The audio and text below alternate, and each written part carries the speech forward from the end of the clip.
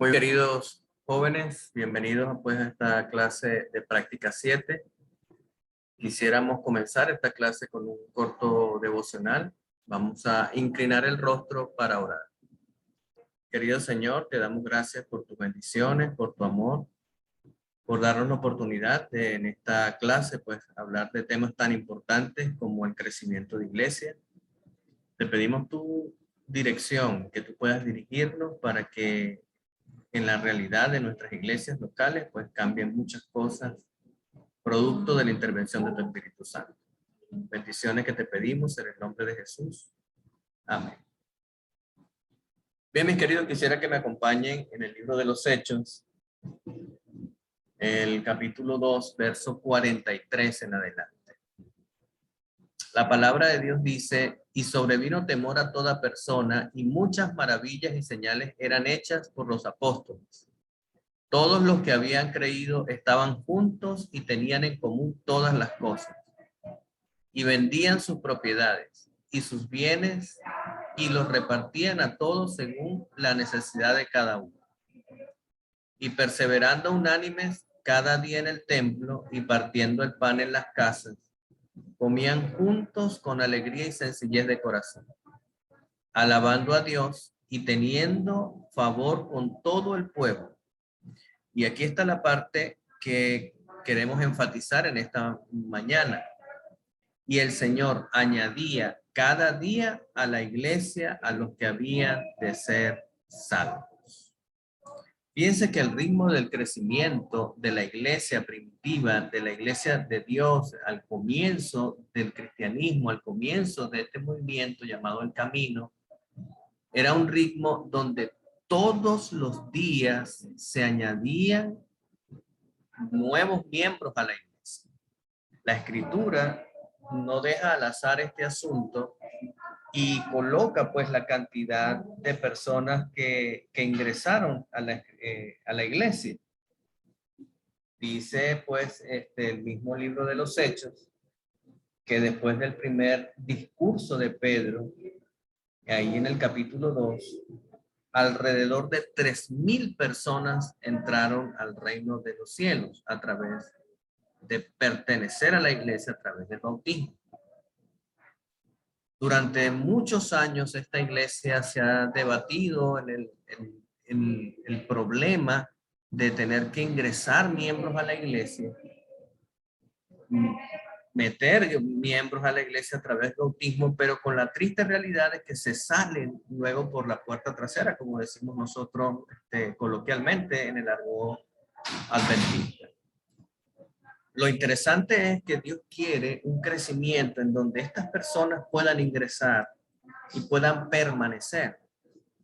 Y es que hemos pasado la vida y todo este tiempo de ministerio contando bautismos en vez de ver cómo se incrementa la feligresía de la iglesia. Nos hemos dedicado a contar cuántos entran en vez de contabilizar y sostener la cantidad de personas que permanecen. Quisiera Dios que pudiéramos cambiar esta realidad en nuestras iglesias. Dios quiere que cambiemos esta perspectiva de dejar de contar bautismos y en vez de contar bautismos, más bien a ver cómo aumenta la cantidad de miembros de iglesia en nuestras congregaciones. Que en vez de contabilizar tiras bautismales, estemos viendo nuestras bancas de la iglesia cada día más llenas. Estemos viendo o ver la necesidad de ver el crecimiento explosivo y expansivo de la iglesia.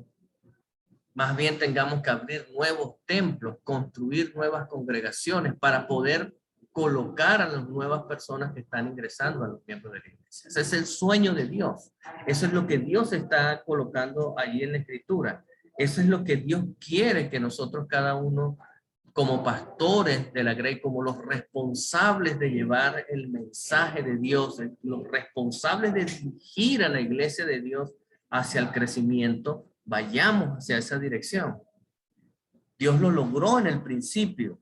Primero fueron 3,000, luego fueron 5,000, Luego dejaron de contar porque la cantidad era inmensa, no se podía llevar. Y todas estas personas estaban dirigidas en una iglesia organizada, en una iglesia dirigida por los apóstoles, dirigida por el Espíritu Santo. Dios quiere que volvamos a este tiempo. ¿Cómo pretendemos que venga Jesús si nuestras iglesias están vacías? ¿Cómo pretendemos que Jesús retorne a nuestra tierra a buscarnos si no hemos cumplido la gran comisión de ir a todo pueblo, tribu y lengua? Y para que eso ocurra, tiene que ocurrir en nosotros el verdadero discipulado. Debemos discipular. Debemos hacer lo que Cristo hizo con los apóstoles y con sus seguidores en el primer siglo del cristianismo. Discipularlos, hacerlos seguidores de este camino, hacer seguidores de líderes, de personas que los lleven en el camino siguiendo a Jesús hacia el reino de los cielos. Tú puedes ser esta generación que cambie, que transforme la manera de cómo estamos haciendo las cosas. Y nuestras iglesias empiecen a rebosar de personas. Empecemos a crecer y a crear nuevas congregaciones, nuevos distritos, nuevos campos, nuevas uniones, pero no producto de un contar cuánto se bautizó, sino el producto de ver cuántas personas están permaneciendo en la iglesia. El sueño de este servidor es que podamos cambiar ese paradigma. He pasado la vida como pastor de esta iglesia y al principio, pues, una de mis fascinaciones profundas era contar bautismos, 300 bautismos, 400 bautismos, 1500 bautismos. Pero después de 18 años me di cuenta que lo más valioso y lo más precioso para Dios es que a medida que ingresen esas personas al reino, se abran nuevas congregaciones, esas personas permanezcan, crezcan las arcas de la iglesia, los diezmos y las ofrendas, crezcan al mismo ritmo que crece la feligresía. Y nosotros en esta materia, mis queridos, queremos diseñar ese esquema que puede transformar la manera de ver al mundo, la manera de ver el evangelismo, la manera de exponenciar el crecimiento que Dios quiere. Y Dios te va a usar a ti como ese instrumento de Dios que es capaz de transformar la iglesia en lo que Él quiere para este tiempo. Quiera Dios que el Espíritu Santo toque tu corazón, toque mi corazón, y en el nombre de Dios podamos hacer un cambio significativo en la iglesia que transforme definitivamente el evangelismo en nuestro territorio y haga que esta iglesia crezca a los niveles que Dios ha soñado siempre. Esa es mi oración. Ese es mi deseo en lo más profundo de mi corazón. Y lo podemos lograr juntos. Tus ideas, mi querido joven, que son frescas, que son innovadoras, que son lo que Dios quiere para este tiempo, que está conectada con esta generación de los centennial y millennial que están en este momento, en este mundo. Dios te va a usar como un instrumento para que nosotros logremos ese sueño maravilloso que Dios tiene de hacer crecer esta iglesia a niveles como nunca antes se ha visto. Que Dios te bendiga y que en esta clase pues podamos ver la bendición de Dios y ver a nuestra iglesia crecer. Es el más profundo deseo, son los objetivos de esta clase, que podamos crear un modelo de crecimiento sustentable que haga que pues que esta iglesia crezca a los niveles que Dios quiere. Bendito Padre, bendice esta clase, guárdanos y que en el nombre del Señor podamos hallar la llave juntos para hacer que esta iglesia crezca como tú lo has soñado en este tiempo. ¿Quién sabe, Señor, si somos nosotros los que tú has llamado para que esto sea una realidad y podamos cerrar la puerta trasera y abrir las puertas de los templos, de muchos más templos que vengan, ingresen a esto, a los miembros nuevos de nuestra iglesia? Que Dios te bendiga en el nombre de Jesús. Te pedimos todo. Amén. Bien, permítanme compartir pantalla en este momento, mis queridos, para que podamos ver algunas cosas importantes. Y permítanme también ponerle el cargador a la laptop, que no se lo he puesto, y no se nos vaya a apagar la transmisión cuando no vea. Así que un permiso.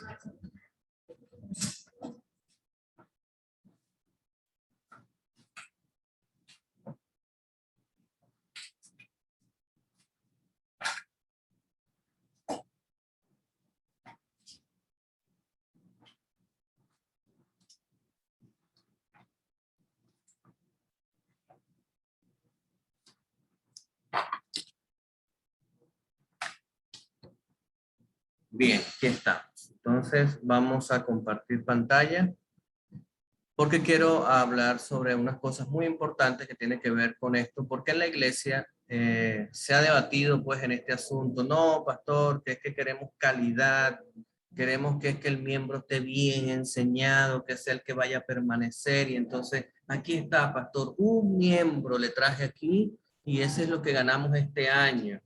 Y pues bueno, es lo que Dios quiere.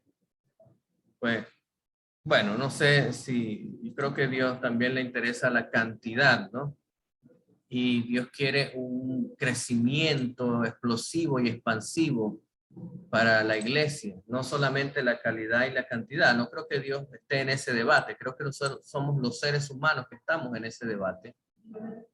Estamos en esa disyuntiva, si es cantidad y cantidad. Si bien vemos, Dios dice, por tanto, ir y hacer discípulos a todo pueblo. La traducción de la palabra griega que ahí aparece, etnos, es todos los pueblos, tribus, lenguas, etnias, todas esas características poblacionales, es lo que Dios quiere alcanzar en este tiempo. No es solamente una persona, no es solamente una etnia.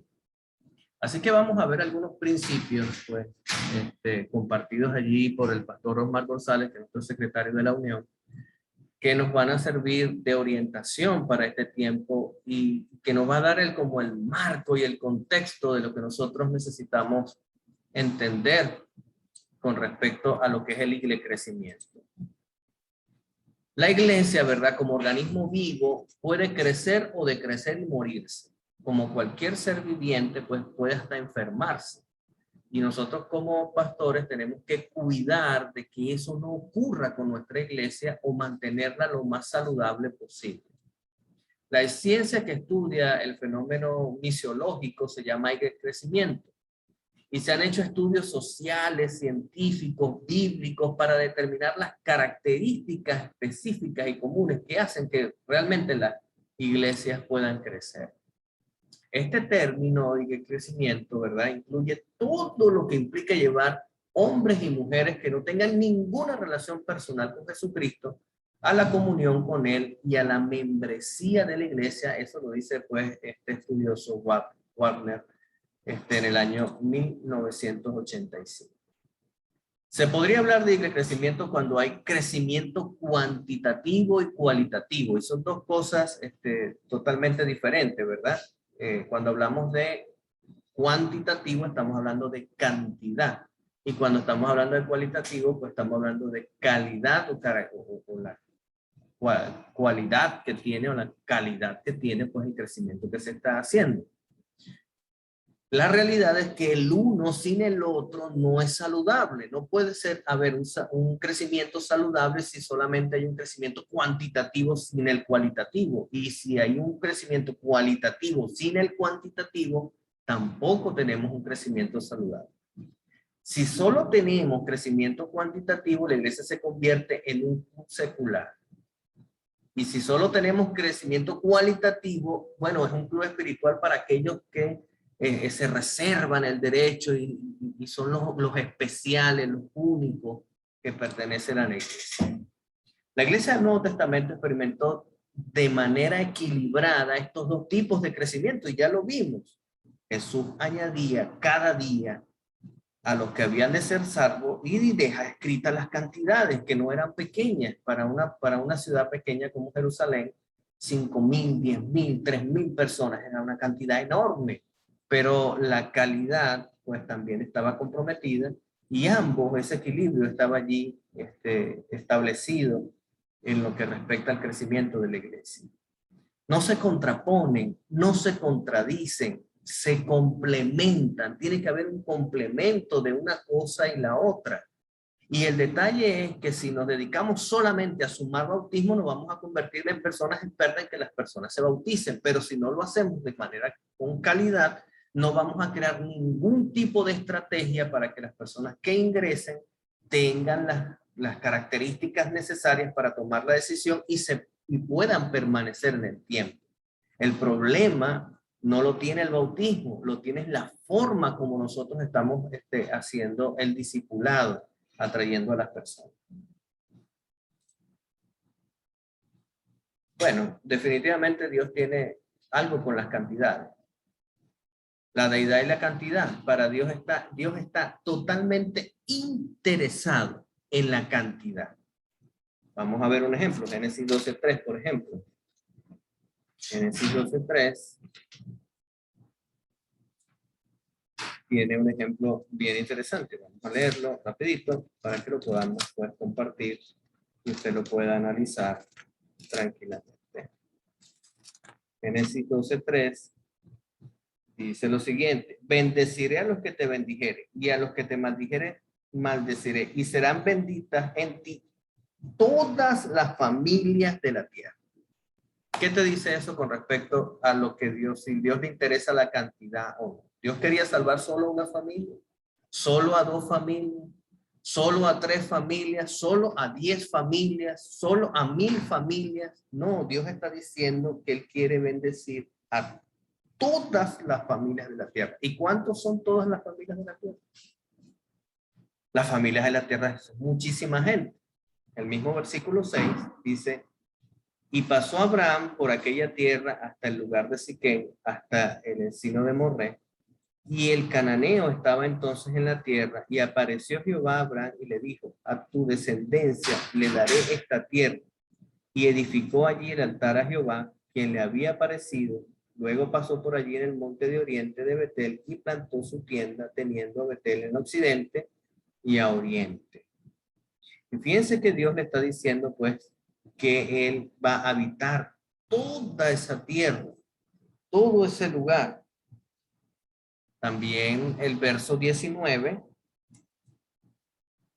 dice: porque dijiste en mi hermana, poniéndome en ocasión de tomarla para mí por mujer, ahora pues, he aquí tu mujer, tómala y vete. Entonces Faraón dio orden a su gente acerca de Abraham y lo acompañaron a su mujer y a todo lo que tenía, porque la promesa era que la descendencia de Abraham sería como las estrellas, como la arena del mar. El contexto de Génesis explica que la cantidad era inmensa la que le estaba mostrando pues Dios a Abraham. Pues justamente Abraham tenía un solo hijo, ¿no? Y es un asunto bien interesante. Él por la fe tenía que ver este asunto. El mismo libro de Jonás también pues nos habla sobre estos asuntos importantes. El libro de Jonás, voy a buscar aquí, Jonás.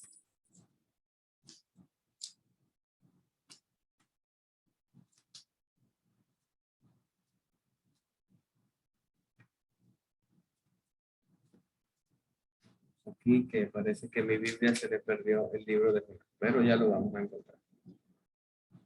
Okay. Aquí está.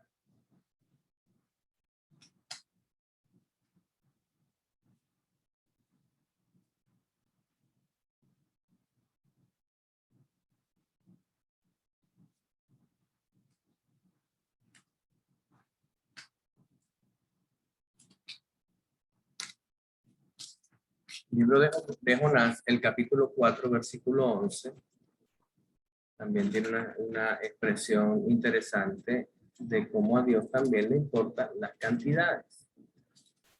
Y esto es importante que nosotros lo tengamos en cuenta porque pues es parte de nuestra filosofía como iglesia. Jonás 4:11.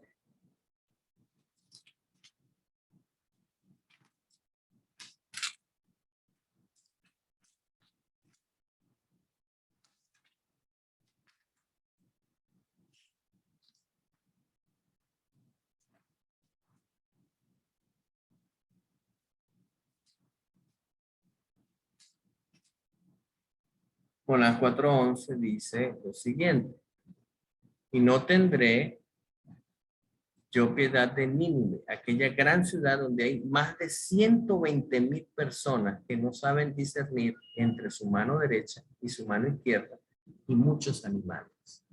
Entonces Dios estaba interesado en 120,000 personas. Y yo, pues, como evangelista, a veces me pregunto, a veces nos ponen un blanco de 100 y nos quejamos, nos ponen un blanco de 200 y nos quejamos, nos ponemos un blanco de 300 y nos quejamos. Dios permitiera que tuviéramos la mente de Dios, que estaba preocupada por 120,000 personas, por miles de personas, por toda la humanidad. Tenemos que tener la mente de Dios. Dios tiene en su mente y le da importancia a la cantidad. La Biblia lo enseña, lo escribe, y nosotros no tenemos que tener temor de eso. Tenemos que tener hambre de eso, porque si amamos a las personas, si estamos en este negocio de ser pastores y amamos a la gente, pues queremos que todos, no quede nadie por fuera, nadie que no pueda pues tener este mensaje de Dios. Para Cristo desea que la iglesia crezca, no acepta el estancamiento. El estancamiento es parte del enemigo, es la estrategia del diablo.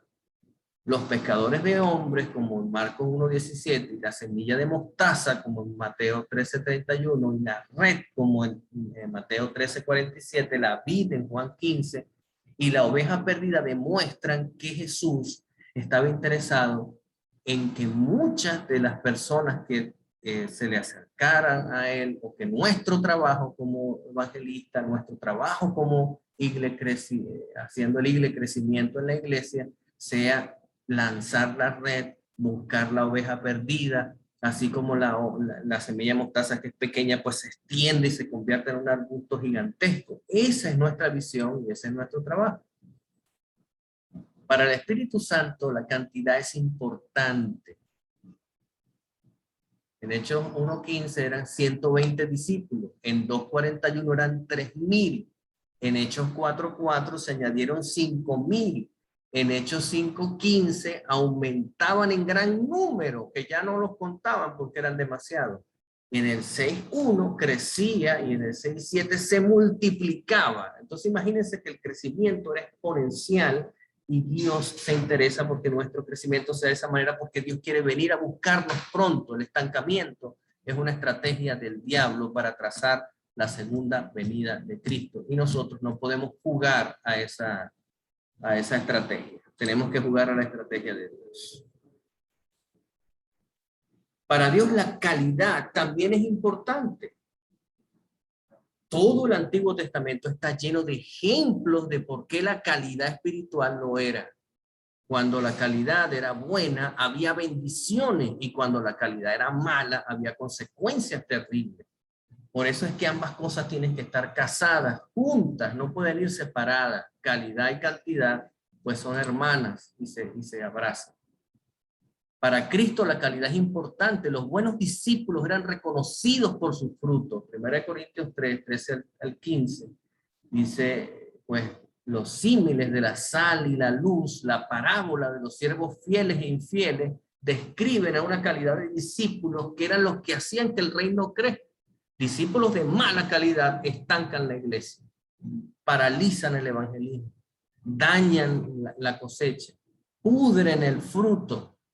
Y un verdadero discípulo nace verdaderamente en el reino de los cielos como un misionero. Si no es un misionero, entonces no es discípulo de Jesús, porque todo aquel que tiene a Cristo en su corazón se convierte definitivamente en su multiplicador. Para el Espíritu Santo la calidad también es importante. Está con nosotros porque se preocupa por la iglesia de Jesucristo, nos ayuda a crecer espiritualmente, como dice Juan 3:16-13. Nos da poder para testificar y vela por la pureza de la doctrina de la iglesia, según Hechos 5:9-10.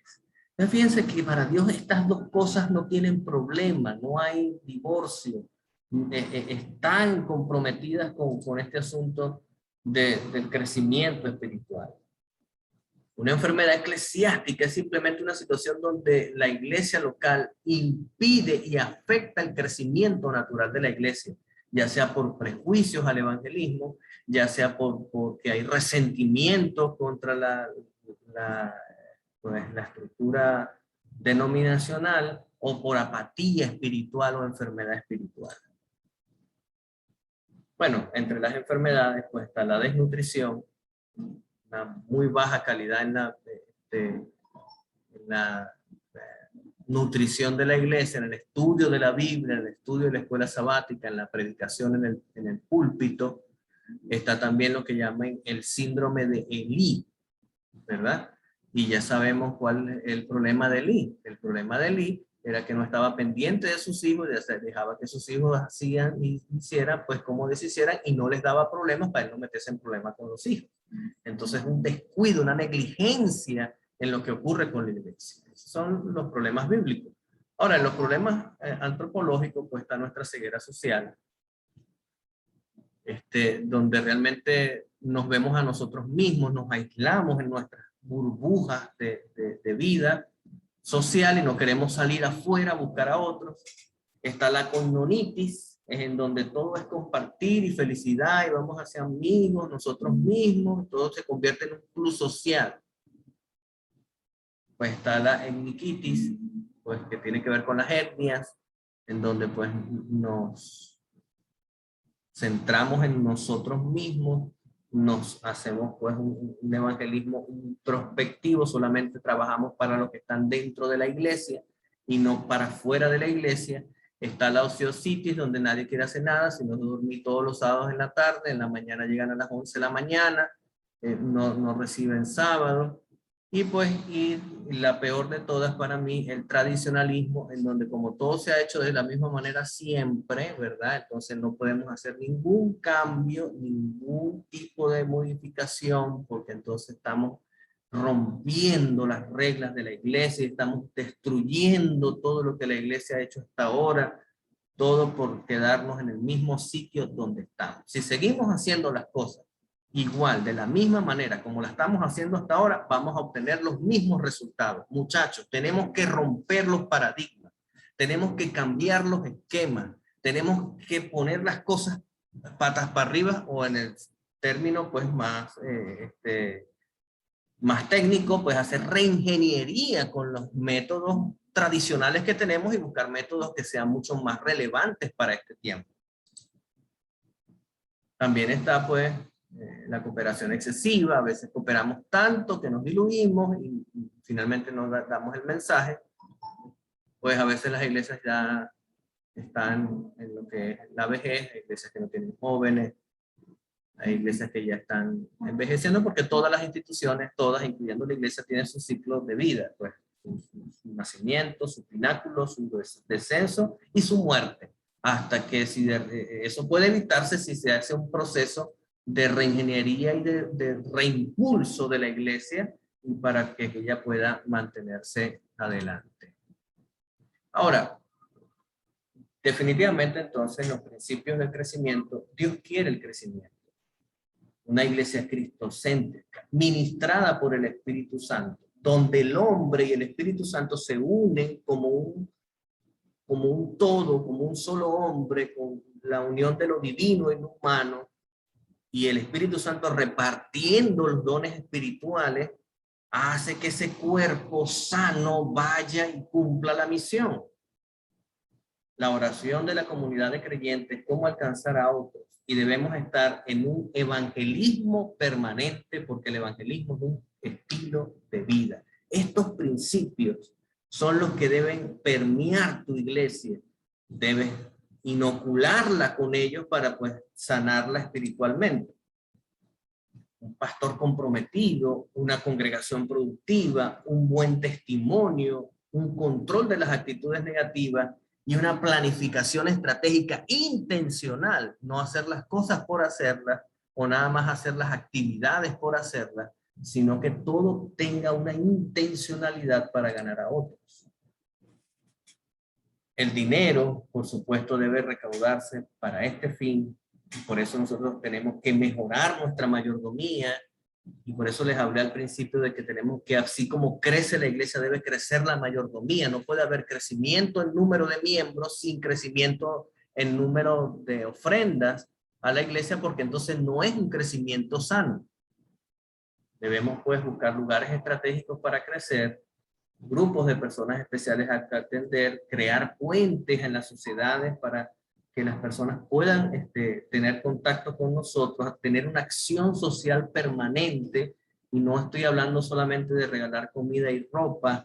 Hay muchas necesidades en los diferentes estratos sociales, clase alta, clase baja, clase media, y buscar todas estas estrategias que nos permitan hacer puentes para conectarnos con estas personas, etnias. Están las minorías en este país, asiáticas, árabes, iraníes, pues y de todo tipo.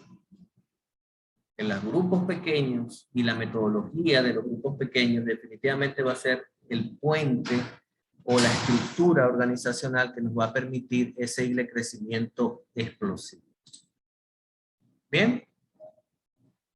Definitivamente entonces para crear un plan de acción debemos orar mucho, porque esto no es una batalla en donde a ver quién es el mejor estratega. Nada hacemos si no oramos, pedirle al Señor que nos equipe con su Espíritu Santo, formar equipos de trabajo, esperar con paciencia que los resultados se den, porque las cosas, cuando las tratamos de hacer bien, no son instantáneas, lleva su tiempo, pero lo más seguro es que cuando se empiecen a ver los resultados, sean resultados poderosos. Considerar el costo, no solamente en dinero, sino en tiempo y inversión de mi gasto físico y mental para que el crecimiento se dé realmente. De verdad, buscar el respaldo de la iglesia. Solo no vamos a poder, muchachos. Solo no vamos a poder. Necesitamos que la iglesia en pleno, cada miembro se involucre. Hacer estudios, estudiar a la iglesia, estudiar su comportamiento, estudiar cuáles son sus debilidades y fortalezas, cuáles son sus oportunidades. Tener los grupos pequeños como la estructura esencial del funcionamiento de la iglesia, no como un programa más, no como un apéndice, no como un apéndice de ministerios personales por allá, una estrategia que cada vez que viene cualquier evento, entonces se desaparece. No, la estructura central de la iglesia, en donde todo lo que ocurre en la iglesia ocurre a través de las células. Pues buscar el lugar especial para que la iglesia pueda crecer, formar el grupo, informar a las personas del público, al consejo comunal, a la junta de vecinos, al plan del lugar, pues, etcétera. Todos ellos deben saber de que usted está haciendo un trabajo allí, porque cualquiera de ellos pues, puede convertirse en una herramienta del enemigo para impedir el crecimiento. Y fíjense este elemento último, controlar el ritmo del crecimiento. Y aquí les voy a contar una anécdota. Yo logré tener un día 600 estudiantes de bachillerato sentados escuchando una campaña. Tenía al evangelista del campo allí predicando con hambre de que esos 600 se bautizaran esa noche. La directora del colegio estaba ahí diciéndome, pastor, usted bautice a todo el que quiera. Aquí usted haga lo que usted quiera con esos muchachos para ver si esos muchachos dejan las pistolas, las drogas, la prostitución, todas esas cosas. ¿Y ustedes saben cuántos bautizamos ese día? 1. ¿Y saben por qué lo bautizamos? Porque lo bautizamos porque estaba metido en el club de guías mayores, estaba consolidado, era un discípulo, estaba discipulado, no era una persona que ni siquiera tenía contacto con nosotros. ¿Pude yo haber bautizado 600 personas en ese lugar? Sí, las pude haber hecho y hubiese sido el gran héroe del momento. Pero eso no era lo que yo estaba buscando. Yo estaba buscando un crecimiento real de la iglesia. Ese joven se bautizó y permaneció en la iglesia. Y ese año crecimos. Tuvimos 303 bautismos. No fue necesario hacer eso de bautizarte a esa gente, porque hubo un crecimiento basado en los grupos pequeños, en el discipulado, en el que se formaron 4 nuevas congregaciones. La iglesia creció. Tenemos que controlar el ritmo del crecimiento. No para que sea menos, ni para que se vaya al piso, sino para que ese crecimiento explosivo que describe la Biblia, el espíritu de profecía, sea el crecimiento real que la iglesia quiere en este tiempo. Mi querido, yo oro al Señor para que nosotros este semestre podamos descubrir esa estrategia maravillosa que usted pueda poner en práctica en su distrito y su iglesia pueda crecer a niveles extraordinarios y Cristo pueda venir a la tierra pronto a buscarnos y a llevarnos a la patria celestial. Que Dios te bendiga, que el Señor te guarde y pues ya sabes, ve este video que es la clase que interviene en el foro, ¿verdad? Con 300 palabras de lo que has aprendido de esta clase en el material de los recursos, están las láminas que trabajamos en esta clase, reacciona a ellas, ¿verdad? Para que yo pueda saber de que estás en clase, de que estamos conectados y pronto pues yo les voy a avisar por el grupo de Telegram que tenemos ya abierto cuando vamos a tener una reunión porque queremos darle forma a ese proyecto de Iglesia Crecimiento. Este semestre, pues, uno de los objetivos de clase es que no solamente hablemos del crecimiento de la iglesia, sino también practiquemos algunos ritos importantes que tienen que ver, pues, con la administración de la iglesia local en la cual usted va a estar sirviendo. Que Dios te bendiga y nos vemos entonces en una próxima entrega, en una próxima clase.